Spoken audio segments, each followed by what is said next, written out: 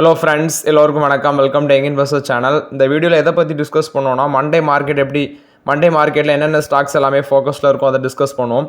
So first பார்த்தீங்கன்னா May 5 மார்க்கெட்டில் ஃபோக்கஸில் இருக்க ஸ்டாக்ஸு, அதோட ரீசன்ஸு. இல்லை ஃபஸ்ட்டு இருக்கிறது SBI. அவங்களோட ரிசல்ட்ஸ் வந்துருந்துச்சு, ரிசல்ட்ஸ் பெருசாக இல்லை.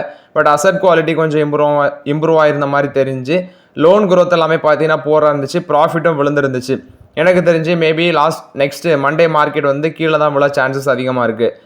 டிமார்ட்டோட ரிசல்ட்ஸும் பெருசாக இல்லை, குவார்டர் பேசிஸில் ப்ராஃபிட் விழுந்துருந்துச்சு, ரெவன்யூ க்ரோத்தும் பெருசாக இல்லை, மார்ஜின் வந்து ப்ரெஷரில் இருக்குன்னு மென்ஷன் பண்ணியிருந்தாங்க. அவென்யூ சூப்பர் மார்ட் இதுவும் நாளைக்கு ஃபோக்கஸில் இருக்கும். அடுத்தது JSW, இவங்களும் பார்த்தீங்கன்னா ஃபோக்கஸில் இருக்கும். ஏன்னா 702 கோடி டிமாண்ட் வந்து டெபுட்டி டைரக்டர் மூலமாக ரைஸ் ஆகிருக்குது. இது வந்து நாராயண போஷி ஜெய்ஜங் அந்த மைனிங் ஆப்ரேஷன் வந்து கோனுங்கா மைன்ஸ் அப்படிங்கிற இடத்துல வந்து பார்த்தீங்கன்னா கிளைம் பண்ணுறதுக்கு வேண்டி ஒடிசா கவர்மெண்ட் மூலமாட்டு வந்து பார்த்தீங்கன்னா அந்த மைன்ஸோட அத்தாரிட்டி வந்து இதை கிளைம் பண்ணுறதுக்கு முயற்சி பண்ணுறாங்க. அடுத்தது டாடா மோட்டார்ஸ், இவங்க 500 கோடி வந்து ரைஸ் பண்ண போகிறாங்க. அது போக May 6 இது மீட்டிங்ஸும் இருக்குது, குறிப்பாக அந்த டிமர்ஜர் சம்மந்தமான மீட்டிங்ஸும் இருக்குது. அடுத்தது இர்கான் இன்டர்நேஷனல், இவங்களுக்கு 458 கோடி ஆர்டர் கிடச்சிருந்து, இதுவும் ஃபோக்கஸில் இருக்கும். அதானி போர்ட்ஸோட ரிசல்ட்ஸ் வந்துருந்துச்சு, நல்லா இருந்துச்சு. ஸோ அதானி போர்ட்ஸ் அந்த ஸ்டாக்கும் நாளைக்கு மார்க்கெட்டில் ஃபோக்கஸில் இருக்கும். GOCL கார்பரேஷன், இவங்க வந்து பார்த்தீங்கன்னா ஹிந்துஜா குரூப்போட ஹோலி ஒன் சப்சிடரி அந்த ஐடியல் எக்ஸ்ப்ளோசிவை வந்து 107 கோடிக்கு டைல்யூட் பண்ணியிருக்கிறாங்க. இதுவும் நாளைக்கு ஃபோக்கஸில் இருக்கும். அடுத்து பார்த்தீங்கன்னா கிராவிட்டா இந்தியா, இவங்களோட ரிசல்ட்ஸும் வந்துருந்துச்சு. ப்ராஃபிட் ஆஃப்டர் டேக்ஸ் 37% இன்க்ரீஸ் ஆயிருக்குன்னு சொல்கிறாங்க. வெயிட் பண்ணி தான் பார்க்கணும். இதுவும் நாளைக்கு ஃபோக்கஸில் இருக்கும். ஸ்விக்கி வந்து பார்த்தீங்கன்னா இந்த 15 மினிட்ஸ் டெலிவரி சர்வீஸ் வந்து இப்போதைக்கு கொஞ்சம் ஷட் டவுன் பண்ணி வைக்கிறாங்க. ஏன்னா 10 மினிட் டெலிவரி ஆஃபரிங் வந்து நிறைய கம்பெனிஸ், குறிப்பாட்டு பிளிங்கிட்டு, ஜெப்டோ அந்த மாதிரி கம்பெனி, ரேப்பிடோ இதெல்லாம் வரதுனால அதை இப்போதைக்கு ஸ்டாப் பண்ணுறாங்க போல். இதனால 40,000 ரெஸ்டாரண்ட்ஸ் வந்து இவங்க கனெக்ட் பண்ணி வச்சிருக்கிறது அஃபெக்ட் ஆகும்னு சொல்கிறாங்க. அடுத்தது சன்டெக் ரியாலிட்டி, இதோட ரிசல்ட்ஸ் வந்துருந்துச்சு. ப்ராஃபிட் 19% சீக்வன்ஷியல் பேசிஸில் இன்க்ரீஸ் ஆயிருக்கு. இந்த ஸ்டாக் நாளைக்கு ஃபோக்கஸில் இருக்கும். RR கேபிளோட ரிசல்ட்ஸ் வந்துருந்துச்சு, நல்லா பண்ணியிருந்தாங்க. மேபி நாளைக்கு ஃபோக்கஸில் இருக்க சான்சஸ் இருக்குது. சிட்டி யூனியன் பேங்க் வந்து 13% இயர் பேசிஸில் ப்ராஃபிட் இன்க்ரீஸ் ஆயிருந்துச்சு. Net interest income, net interest margin இதெல்லாமே ஒரு ஆவரேஜாக 9% க்ரோத் காமிச்சிருக்கு. நாளைக்கு இந்த ஸ்டாக்கும் மார்க்கெட்டில் ஃபோக்கஸில் இருக்க சான்சஸ் இருக்குது. நெக்ஸ்ட் பார்த்தீங்கன்னா டாக்டர் ரெட்டி லேபரட்டரிஸில் ஒரு அப்டேட் வந்திருக்குது. டிடாப் கமிட்டி, குறிப்பாட்டு CDSCOன்னு சொல்லுவாங்க, நைமோடசியூல்டு, அதாவது நிமிசியூல்டு அப்படிங்கிற ஒரு ட்ரக். இது வந்து பெயின் கில்லருக்கு உள்ள ஒரு ட்ரக்கு. இதை வந்து 100 mg வேரியண்ட்டுக்கு மேலே இருக்கிறது, எபோவ் 100 mg அந்த வேரியண்ட் வந்து ப்ராஹிபிட் பண்ணலாம், அதாவது அதை தடை பண்ணலாம் அப்படிங்கிற ஒரு அப்டேட் வந்திருக்குது. இது வந்து பார்த்தீங்கன்னா ஆல்ரெடி நிறைய வாட்டி இந்த ட்ரக் வந்து கோர்ட்டு கேஸுக்கெல்லாம் போயிருக்குது. Indian council of medical research வந்து இப்போதைக்கு இந்த ட்ரக் வந்து அடல்ட்ஸு, அடுத்து வந்து பார்த்தீங்கன்னா சீனியர் சிட்டிசனுக்குலாம் இந்த நிமியூல் சைடு அப்படிங்கிற ட்ரக்கை வந்து யூஸ் பண்ணுறாங்க. ஷார்ட் டேர்ம் ஃபீவர் ரிலீஃபு, அடுத்து வந்து பார்த்தீங்கன்னா செகண்ட் லைன் ட்ரீட்மெண்ட்டு, இதுக்கெல்லாமே யூஸ் பண்ணுறாங்க. எபோவ் 100 mg பேன் பண்ணலான்னு சொல்கிறாங்க. அடுத்தது ப்ரெக்னென்ட் உமனுக்கும் இதை யூஸ் பண்ணுறாங்கன்னு சொல்கிறாங்க. நெக்ஸ்ட் இவங்க என்ன மென்ஷன் பண்ணுறாங்கன்னா, இது வந்து பிலோ 12 ஏஜ் இருக்க சில்ட்ரனுக்கும், adolescents 12 to 18, senior age above 60 இவங்களுக்கு யூஸ் பண்ணுறாங்க. இட்டாலியில் 1985 லான்ச் பண்ணியிருக்கிறாங்க. US, UK, Canada, Australia, Japan, New Zealand இங்கே எல்லாமே சேஃப்டி கன்சர்ன்ஸுக்கு வேண்டி வந்து பார்த்தீங்கன்னா இதை வந்து என்ன அப்ரூவல் பண்ணாமல் வச்சுருக்காங்க. அது எல்லாமே இது வந்து ஒரு நான் ஸ்டீராய்டல் ஆன்டி இன்ஃப்ளமேட்டரி ட்ரக்னு சொல்கிறாங்க. பட் இட்டாலியில் லான்ச் பண்ணியிருக்காங்க. பட் அங்கே வந்து நான் சொன்ன அந்த US, UK, கனடா அங்கே எல்லாமே இன்னும் அப்ரூவல் பண்ணலை. ஆனால் இந்தியாவில் பெயின் ட்ரீட்மெண்ட் பண்ணுறதுக்கும் இன்ஃப்ளமேஷன், ஃபீவர் இது ரிலேட்டட் பர்பஸுக்கு வேண்டி 1995 வந்து இது அப்ரூவல் பண்ணியிருக்காங்க. பட் 100 டாக்டர் ரெட்டி லேபரட்டரிஸ் என்ன சொல்கிறாங்கன்னா, நாங்கள் 100 mg அதுக்கு கீழே உள்ள டோசேஜை தான் யூஸ் பண்ணுறோம் அப்படின்னு சொல்லி மென்ஷன் பண்ணுறாங்க. பட் இதை பேன் பண்ணாங்கன்னா ரெட்டிஸுக்கு இதோட ஆனுவல் டர்ன் ஓவர் மார்ச் 2025 வரைக்கும் பார்க்கும்போது 94 கோடி இருக்குது. Mankind pharma, Manish ஃபார்மாசிட்டிகல்ஸ், Ipca laboratories இவங்களும் இதை யூஸ் பண்ணுறாங்க போல். பட் இதை பேன் பண்ணாங்கன்னா ரெட்டிஸுக்கு இது ஒரு நெகட்டிவ் அப்டேட்டாக இருக்கும். ரெட்டிஸ் வந்து நைஸ் அப்படிங்கிற பிராண்ட் மூலமாக தான் இதை ஜென்ரேட் பண்ணிட்டு இருக்கிறாங்க. இது டாக்டர் ரெட்டி லேபரட்டரிஸில் வந்து அப்டேட்டு. நெக்ஸ்ட் பார்த்தீங்கன்னா ஒரு 10 large cap stocks industry B லெவலை விட இது கம்மியாக இருக்குன்னு சொல்கிறாங்க. 32% வரைக்கும் மேலே போகலாம். ஃபஸ்ட்டு TCSக்கு சொல்கிற டார்கெட் ப்ரைஸு 3856 ரூபா, கரண்ட் மார்க்கெட் ப்ரைஸ் 3443 ரூபா இருக்குது. 12% மேலே போகும்னு சொல்கிறாங்க. அந்த ஸ்டாக்கோட பி ரேஷியோ 25 இருக்குது. இண்டஸ்ட்ரி பி 27 தான் இருக்குது. பட் ஐடி கம்பெனிஸில் இப்போதே வெயிட் பண்ணுங்கள். ஏன்னா ட்ரம்ப் வந்து மாற்றி சொல்கிறாரு, ஐடி கம்பெனிஸ் இன்னும் கீழே விழ சான்சஸ் அதிகமாக இருக்குது. அடுத்தது SBI 797 இருக்குது. லாஸ்ட் மார்க்கெட்டில் 800 ரூபாவில் க்ளோஸ் ஆச்சுன்னு நினைக்கிறேன். 923 டார்கெட் ப்ரைஸ் சொல்கிறாங்க. இது 16% மேலே போகும். இது வந்து ஸ்டாக் பி 8.97 இருக்குது, இண்டஸ்ட்ரி பி 16.1 இருக்குது, அதோட கம்மியாக தான் ட்ரேட் ஆகுது. அடுத்தது இன்ஃபோசிஸ் 1654 ரூபா டார்கெட் ப்ரைஸ் சொல்கிறாங்க, 10% மேலே போகலாம். 1508 ரூபா கரண்ட் மார்க்கெட் ப்ரைஸு. அவங்க இப்போ பி ரேஷியோ 23 இருக்குது, இண்டஸ்ட்ரி பி 27 தான் இருக்குது. ஸோ அதை விட கம்மியாக தான் இருக்குது. ஹெச்யூஎல் 2548 ரூபாவில் இருக்குது. சாரி, டார்கெட் ப்ரைஸ் 2548 ரூபா, 2319 ரூபா வந்து கரண்ட் மார்க்கெட் ப்ரைஸு. 10% மேலே போகும்னு சொல்கிறாங்க. இதோட பி ரேஷியோ வந்து 51.2 இருக்குது, இண்டஸ்ட்ரி பி 52 இருக்குது. பட் ஹெச்ஓஎல் இப்போதே வெயிட் பண்ணுங்கள். ஐடிசி வந்து 510 ரூபா டார்கெட் ப்ரைஸ் சொல்கிறாங்க, 430 ரூபாவில் ட்ரேட் ஆகுது, 19% மேலே போகும்னு சொல்கிறாங்க. இதோட ஸ்டாக் பி வந்து 26.7, இண்டஸ்ட்ரி பி 27.5ன்னு சொல்கிறாங்க.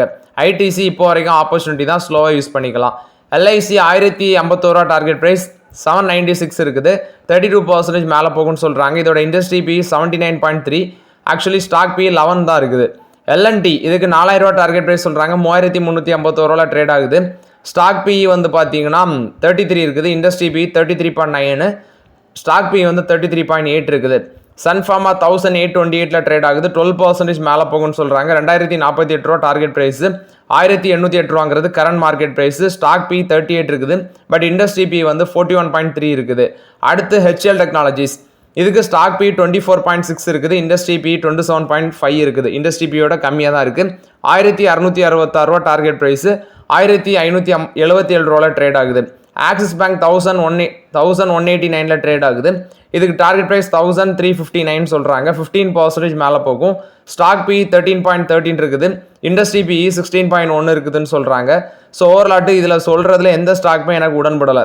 ஐடிசி மட்டும் தான் என்னோட ஒப்பீனியன் படி ஒரு ஆப்பர்ச்சுனிட்டி ஜோனில் இருக்குது. மற்றபடி ஐடி கம்பெனிஸ் ஃபோக்கஸ் பண்ணலாம், பட் இப்போதைக்கு ஐடி கம்பெனியில் வெயிட் பண்ணுங்கள். மேபி இன்னும் அது டவுன் வர சான்சஸ் அதிகமாக இருக்குதுன்னு நினைக்கிறேன். அதனால இப்போதைக்கு ஐடிசி மட்டும் ஃபோக்கஸ் பண்ணுங்கள் அந்த லிஸ்ட்டில். நெக்ஸ்ட்டு பார்த்தீங்கன்னா ஆசாட் இன்ஜினியரிங், இவங்க வந்து $54 மில்லியன் பார்ட்னர்ஷிப் வந்து GE Vernova steam power service அந்த கம்பெனியோட சைன் பண்ணியிருக்கிறாங்க. இது வந்து airfoils for nuclear and thermal power industries. இதுக்கு வேண்டி 6 வருஷத்துக்கு, அதாவது 2030 வரைக்கும் மேனுஃபேக்சர் பண்ணுறதுக்கு இந்த பார்ட்னர்ஷிப் சைன் பண்ணியிருக்காங்க ஆசாட் இன்ஜினியரிங்கும். அடுத்தது இந்த G Verona steam power service இந்த சைன் பண்ணியிருக்காங்க. இது ஆசாட் இன்ஜினியரிங் கொடுத்த அப்டேட்டு. நெக்ஸ்ட் வீக் டிவிடன், அடுத்தது ஸ்டாக் ஸ்பிளிட் அனௌன்ஸ் பண்ணுற கம்பெனிஸ். ஃபஸ்ட்டு பார்த்தீங்கன்னா மே 5 ஓப்ராய் ரியல்டி, அதாவது 2 ரூபா பர் ஷேரு. பிடிசி இந்தியா 5 ரூபா பர் ஷேரு.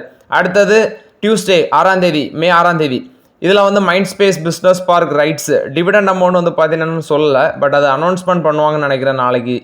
அடுத்தது வந்து பார்த்தீங்கன்னா வெனஸ்டே 7 கிரைசில் 800% டிவிடெண்ட் 8 ரூபா கொடுக்குறாங்க. சுந்தரம் ஃபாஸ்ட்னஸ் 4 ரூபா 20 காசு. வருண் பிவரேஜஸ் 50 காசு கொடுக்குறாங்க.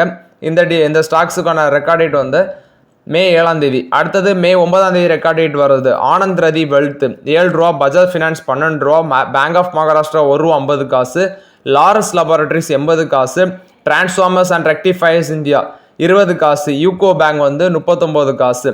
இது எல்லாமே ரெக்கார்ட் டேட் வர்றது மே 9. அதே இதில் ஸ்டாக் ஸ்பிளிட்டும் இருக்குது. நவக்கர் அர்பன் ஸ்ட்ரக்சர் ஃபேஸ் வேல்யூ 2 ரூபா இருக்கிறத 1 ஸ்ப்ளிட் பண்ணுறாங்க. ஷாண்டா இண்டஸ்ட்ரீஸ் ஃபேஸ் வேல்யூ 10 இருக்கிறத 2 ஸ்ப்ளிட் பண்ணுறாங்க. ஸோ இந்த ஸ்டாக்ஸ் எல்லாமே நாளைக்கு மார்க்கெட்டில், நாளைக்கு இல்லை, அடுத்த வாரம் ஃபோக்கஸில் இருக்க சான்சஸ் இருக்குது.